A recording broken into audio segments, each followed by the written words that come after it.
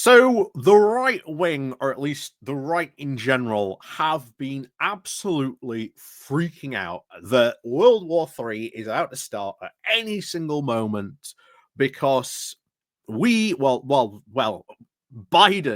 finally, finally gave the go ahead to use long range missiles in Ukraine. Now, what's going on here? Why are these long range missiles so important? Why has Zelensky been asking to use these? Well, just look at the current situation going on the battlefield. It is very, very much at this point a stalemate. Russia is spending hundreds of millions of its own, not only in rubles, but money to basically pound countryside towns, villages into dust as the only way they can take these places. This pretty much renders a lot of these places after the war almost worthless in many cases. They've even said some of the towns and cities they've taken, they're not even going to bother rebuilding them because they leveled them so much, you know? But one of the early things we saw during the war was the Ukrainian use of HIMARS. And these HIMARS were striking ammunition points, command posts. And what happened? The Russians had to move them further out of this HIMAR range so that they couldn't then target them. Now, they are using not only ammo dumps that are further out of the HIMAR range in Russian territory, there's supply bases, training areas, airports where they're launching all these drone strikes from, and the Ukrainians can't strike them back. And if they have any really hope to not only help defend themselves, but to stall any maybe future advances or anything like that, then they have to be able to strike these locations. And the Ukrainians have done their best on their own to do this. We have seen them pack explosives into a two-seater Cessna and turn it into a drone that they can fly. And once again, so much for the great, Russian air defense system that it can't even shoot down a civilian Cessna plane packed full of explosives. And we've seen those attacks take place by Ukraine. But however, those can't be successful all the time. What can be successful, of course, are these long-range missiles. And we have now seen Ukraine use them instantly, not only just the ATACMS, but Storm Shadows as well.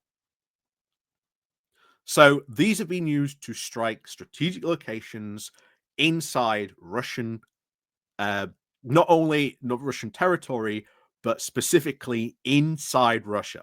Now, Vladimir Putin has said this is his red line. If you do this, I'll drop a nuke. Not the first time, bear in mind. Vladimir Putin has threatened dropping a nuke on these things. And bear in mind, Putin, in response to this, fired a non-warheaded MLBM, which is a medium ranged, long-range missile. Okay. Not the first time Russians have actually done this, by the way. But everyone's treating it as if this is like the first time this has happened because they've shot a smaller version of this, a short-ranged version of this type of missile a lot earlier in the war, especially when they were running out of cruise missiles, just early last year. So not the first time that they resorted to this type of desperation. However, this is a move in order to try and force the West to stop supplying Ukraine, to stop supporting them, because these types of missiles and attacks are going to have a monumental effect on Russia's ability to fight, its ability to be able to supply and equip its troops, and of course, the right-wing commentariat are losing their minds, thinking World War III is about to sort of suddenly break out at any moment. Well, guess what? We've used Storm Shadows already to attack targets inside Russia. Via the, I don't see this attack on a UK base that Vladimir Putin's threatened to do. Bear in mind, if he did that, Article 5 straight away, he'd have a bit of a problem in trying to sort of fight back against that. Meanwhile, of course, there's been no response really from Putin except, change the rules on when they can use nuclear missiles. Terrifying. No. Meanwhile, of course, we get the most dumbest comments, of course, coming from Nigel Farage, who, again, is pretty much a Russian stooge in all this. We saw his comments during the election campaign where he blamed NATO and the European Union. Again, that is a talking point directly from Russian propaganda, directly from Vladimir Putin himself. And of course, now, today, he is spreading once again the message, or at least saying Ukraine can't win. But again, depends on your definition of win. I am not expecting, the Ukrainian army to sort of just suddenly storm through and make it to Moscow. That's not what's going to happen here.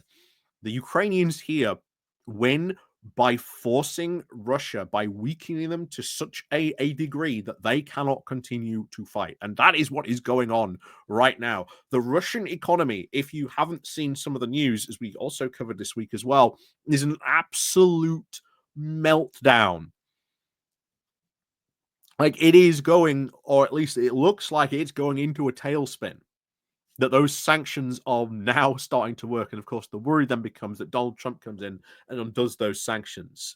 That would be very worrying. And it's something we as Europe have to sort of make sure, at least say, hey, Donald, why are you undoing this? And make sure that everyone is sort of, displeased from him for doing this. But yeah, I'm just going to go over Farage's comments. This was, I believe, said on GB News, that he said these. So this is what he had to say. So, in Westminster, everybody still seems to think that if we give Ukraine enough weaponry, that somehow they're going to win this war. Again, win. Farage is somehow, again, assuming that they are going to sort of smash through the Russian army and march on Moscow, and that's how they'll win. Again, not how they're going to win. It is very, very clear that the goal for the Ukrainians and how we will give them a victory is to make sure that they pretty much bleed the Russian army white, that it cannot fight anymore, that its economy is smashed on the floor, broken, that pursuing this war in any way, shape, or form any further is just not worth it. That means that Ukraine goes into a negotiating position with the strongest hand possible. That is, I suppose you could technically say, that is the win condition, really, for the Ukrainians. And that is what has been explained countless times. But Farage doesn't get it. He is trying to sort of spin, once again, this message that we have seen, that Ukraine can't, again, win. But again, you've got to ask them, well, okay, what does win actually mean coming from you, Nigel? And I guarantee you that's what Nigel's, at least in his mind, he thinks that it's like, marching on Moscow for the win, so to say.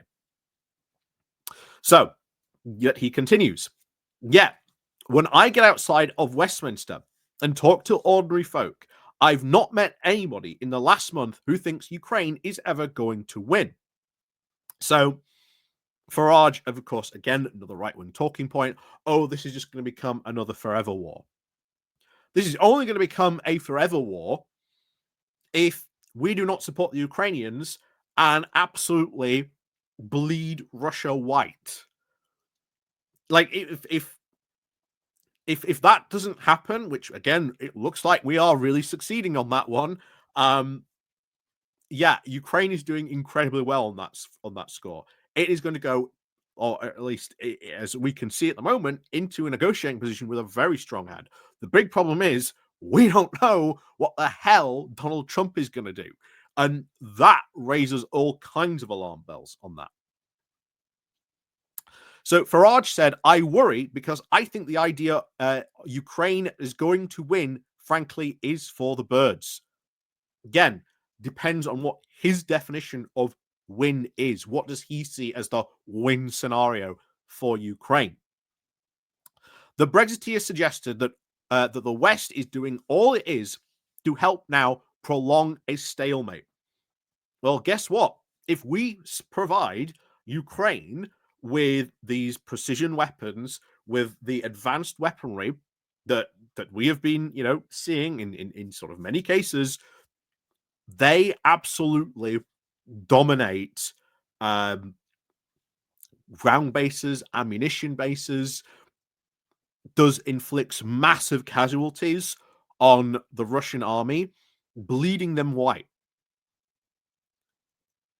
Ukraine doesn't have to march on Moscow to win this war.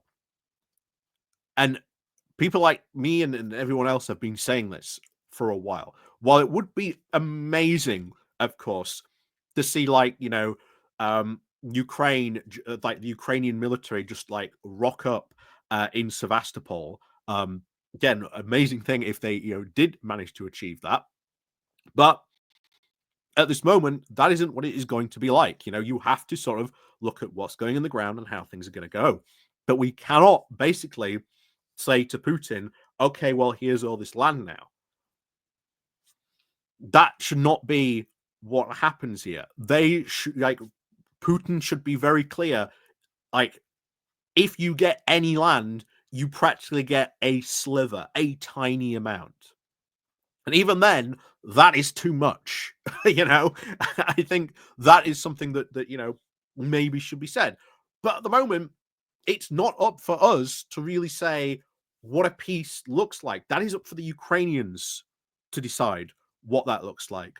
All we should be there to do is to go, we are backing Ukraine up and be there for eventually, because Russia has shown that they are unhelpful in this. If they break that peace agreement, that we are there once again to back up Ukraine. That is what we should be there for. We are, Ukraine is in front, leading negotiations. We are behind, making sure that, Russia keeps its promises, that it follows through on what it says going to do in any potential peace agreement, and that we are there to make sure that Putin thinks twice before coming to Ukraine again. So, of course, this is where he talks about the sort of the missiles. He said Biden, he said, now is committing Trump, at least, shall we say, is now committed to at least negotiating a peace settlement. No one quite knows what that might look like. No one knows, but apparently he can do it in 24 hours. But that's what he's committed to do, Farage said. And of course, the use of American or long-range British missiles going to help him in that process or make it more difficult. I think it's going to make it more easy, to be honest. I think it's going to help him. Because any moment, as we have seen in the past, if there is a ceasefire, we have clear examples of different incursions, just like in the past 5, 10, 8 or so years, that Russia has used these types of peace agreements and ceasefires to embolden their position, to fortify the position, which again, something they really shouldn't be doing during these things. And then when they've inevitably broken down, relaunched from those more stronger positions. So Farage, I think, providing here some very dumb comments, but not just Farage. Most of the right-wing media have been out there panicking, saying about this. Oh my God, it's World War III. What does Farage really think about Ukraine? I don't know. He's never really been that open and honest, except, like I say, during the election campaign, he repeated Russian propaganda. We've seen the whole thing that he's now parroting, as most of the right, parroting that, Ukraine can't win, or this is going to be a forever war. Well, if it is a forever war, the only person that is keeping it going, fueling those fires, is Putin. And if Putin wants to bleed Russia white, we should provide Ukraine all the weapons and ammunition and stuff they need to do that. So, as always, let me know what you think down below. And of course, as always, we'll see you all next time.